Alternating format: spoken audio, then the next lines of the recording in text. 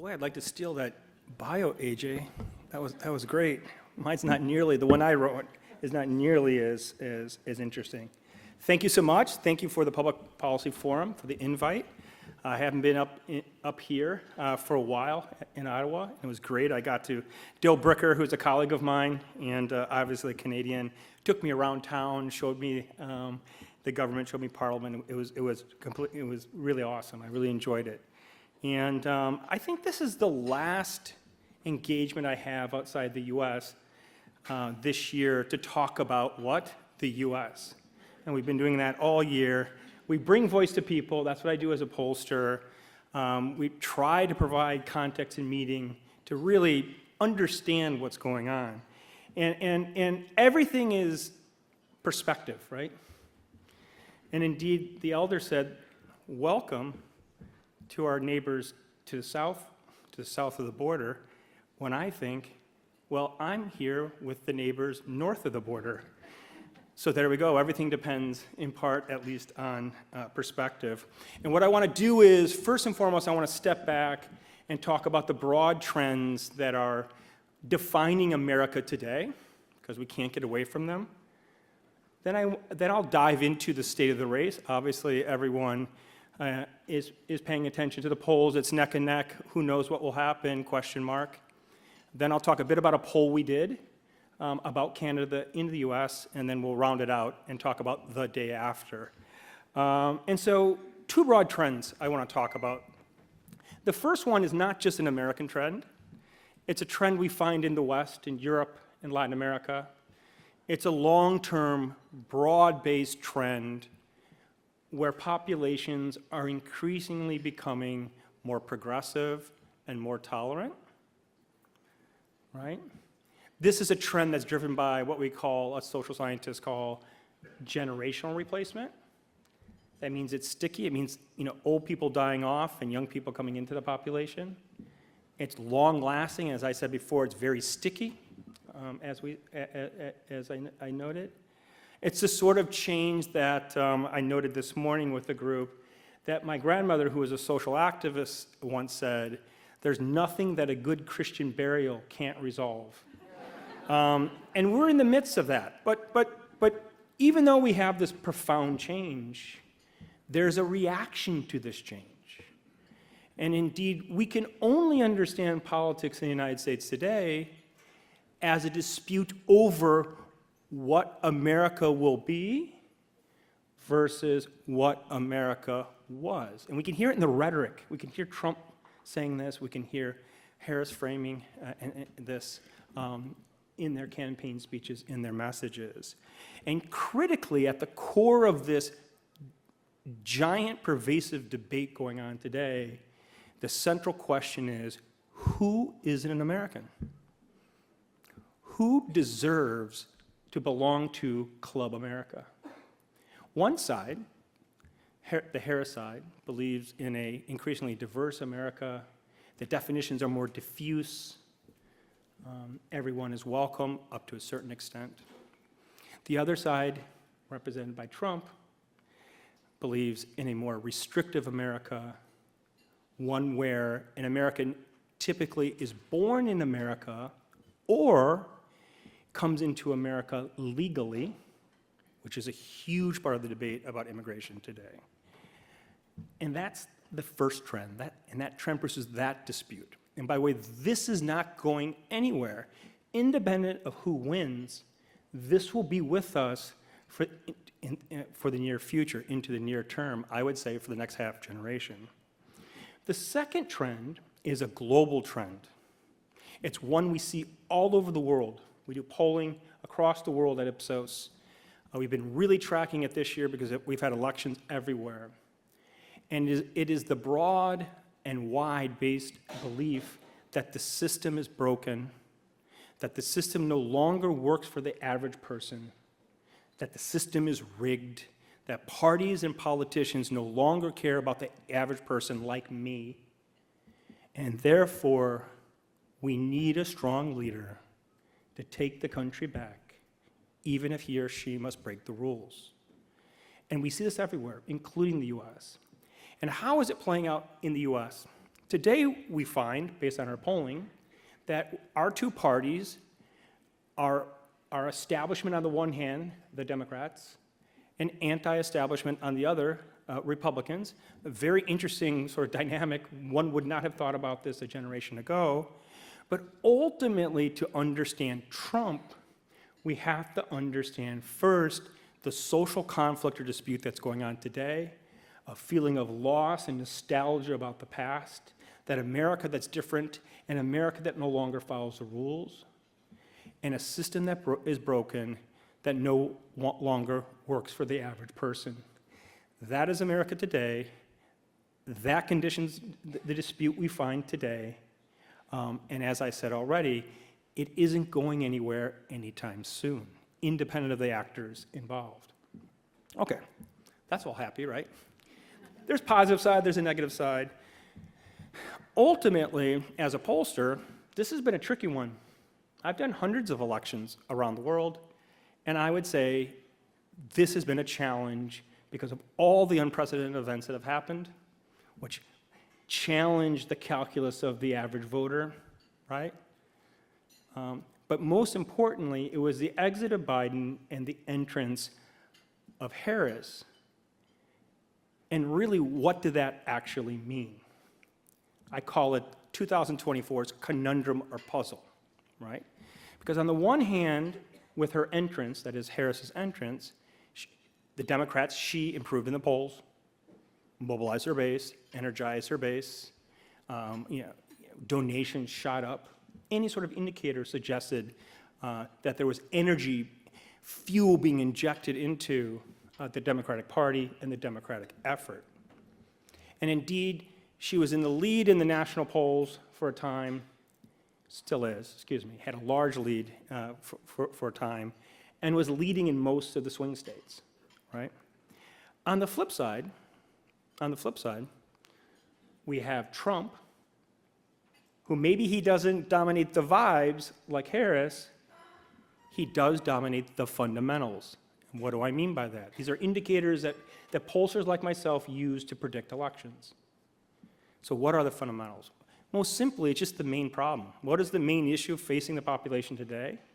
Inflation, inflation, inflation. Who's strongest on the main issue at the national level and in the swing states? Donald Trump, Donald Trump, Donald Trump. Okay? I want to make a point here and emphasize it. I believe the administration and elites, more generally, who do not have a problem with disposable income, even though inflation can be high, did not understand the plight of the average American. And the plight of the average American was dire. They had problems making ends meet. They had problems organizing and executing the household finances. And they still are in a state, based upon our polling, based upon the research we're doing, that is disorganized at best, right? We have to understand that. We have to understand that we're not talking about atmospherics or misinformation here. We're talking about concrete reality, right? And just as an aside, really quickly, I spent 10 years in Brazil, 10 years in Latin America, have a lot of experience with inflation. Inflation undermines the sound functioning of households, especially low-income households. Okay, so on the one hand, the vibes. On the other hand, the fundamentals, right? The other issues are threats to democracy, and number two. The second place, that's a Democratic issue. That's a go-to issue that Harris is still using. If you watched her town hall yesterday, she used that to extensive effect, let's say. And the third issue is immigration, which Donald Trump won on in 2016, which goes to the central question of who is an American, and really is a Republican issue used to mobilize the Republican base. So that's a conundrum. One dominated the fundamentals, Trump. The other one, the vibes, Harris. And so what's the state of the race today? Because that was confusing to me, because we had signals that were at odds with each other. A lot of questions were like, is this a different sort of race? Could she be a different sort of figure? Those are legitimate questions, but questions we always have to be careful with when we try to explain things not based upon empirical benchmarks, right? And so what we know is the following. First and foremost, both campaigns, in my opinion, are on message and on strategy. Trump is talking about inflation, inflation, inflation. Biden's the cause of high inflation. Harris was part of the Biden administration. She's a cause as well. Inflation, inflation, inflation. And if you listen to Trump, he's a little bit all over the place. He's like that. He mentions that. But more importantly, his campaign in the swing states are extremely focused. They're on message. What about Harris? Harris has a problem. She's part of the administration. They were running the country when inflation spiked. So they've tried to be coy about it, tried to stay away from it, dribble it, let's say, but ultimately taking on directly is problematic. What has been her framing? Her framing has been about an economy, an opportunity economy for all Americans looking to the future, thinking about the new America. Once again, going back to that initial context point. That, in my mind, was the most optimal thing they could be saying without having an inflation argument that was equal to that of the other side. Why would they ever be credible as Trump? And what we can say in that context is that Trump, prima facie, just like from the get-go, just broad brushstrokes, sort of like first blush, whatever you want to say, has an easier time of making his argument than she has of making hers. He's more credible making his argument, and she is less credible making hers. And that's how we sort of resolved our conundrum. I didn't make a call. I said it's 50-50, and it'll depend on the campaign. And so now, what are we finding? At the national level, there's been a narrowing. In all the key swing states, depending how you put the data together, it looks like it's all trending Trump, ever so slightly. Obviously, you can have a hiccup, you can have a cough, and it might swing the other way, right? We have to be careful. It's a very close election.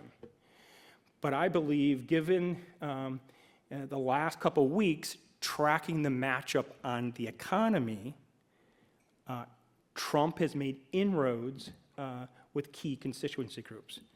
I call them Biden's orphans. They were individuals that were part of their coalition in 2020 that were on the fence because of inflation. Harris tried to bring them into the fold.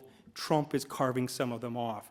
More specifically, the critical group that she's losing right now are white men, right, who are very susceptible to a variety of signals, but inflation more specifically. So what do I say? I think it's 50-50 leaning Trump right now, okay? Now, on to Canada. We asked two sets of questions on Canada. On the one hand, we asked questions on tariffs. Obviously, that's front and center in the mind of Canadians and being debated south of the border. And what do we find? We find that America is a populous place, right? Not super majority populous, but populous leading. Indeed, I would make the argument, not just Americans, but all people, public opinion in general, is policy agnostic. They don't understand the specifics. They take their lead from their leaders. And indeed, that's what we find in our polling. We find that basically, whether it's the tariff on Canadian goods, Chinese goods is 60% plus, or it's the 10 to 20% tariff on all goods, it's about a 50-50 split in favor versus against, and Republicans are much more in favor of it than Democrats. Independents look more like Republicans. So again, it kind of follows a polarization that we have in the US, the division we have in the US. I believe Republicans are taking their cues from their champion, that is Trump. But overall, based upon our initial discussion of a world that believes that the system is broken, there's this populist orientation.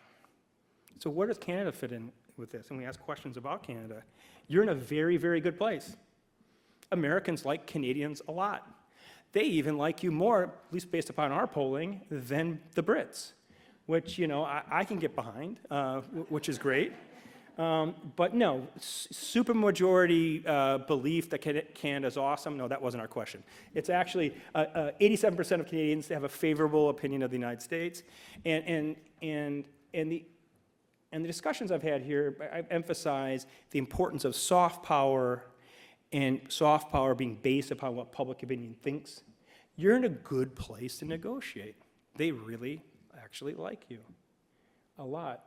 When we're more specific and we ask about being an ally or a strategic, let's say, a security ally or an economic partner, you rank out at the top or almost at the top relative to other countries, right? So when talking about the new administration, whatever it might be, Canada is in a strong place, has a lot of equity with the American populace, which I think is important, any sort of negotiation, any sort of engagement. And lastly, the day after, I put together a deck. I decided not to present this deck of data. Sometimes as pollsters, we like, lots of detail. I decided to stay away from all the detail, but we have a deck. And there's a section called the day after. I have a mushroom cloud there. Maybe it's a little bit too provocative. And actually, Ipsos is spending a lot of time over the next week to really get a feel on where Americans stand on the issue of accepting an election, on credibility of the electoral system, of the kinds of voting, vote capture, et cetera. And I think that that's something we will want to release next week. I think it's, again, we produce public goods at Ipsos, whether it be here in Canada or in the United States, and this is part of that. But what do we find? Just very quickly, a vast majority of Americans, supermajority of Americans, say they would accept the results. Now, Republicans are more surly. They're more likely to say, I don't know if the results will be fair, but a supermajority of Americans would accept the results. And I think that's just very, very important to say that actually, and this is my opinion, I wouldn't say it's much ado about nothing, but I believe on the other side of the border, south of the border, we've over-rotated a lot on the side of confusion and disorder. Again, there always can be problems post-election, but a vast majority of Americans would accept the election. So let me just, in a nutshell, just sum everything up. Broad-based trends that aren't going anywhere, that are shaping America today. Central is, question is, who is an American, and how do you navigate a broken system? Right? Many Americans feel lost, left behind, and left out. Second, it's about the economy. It's about framing of the economy. And the framing where I believe Trump is winning. The polling suggests that there's been a tilt, ever so slight, but he's leading in all the swing states by our analysis, and he's reduced the distance at the national level. Canada's in a great place. Americans like you. Whether, independent of the administration, they're still going to like you. And that you're considered an ally and a strategic economic partner. And lastly, I think things will be better than people think the day after. Thank you.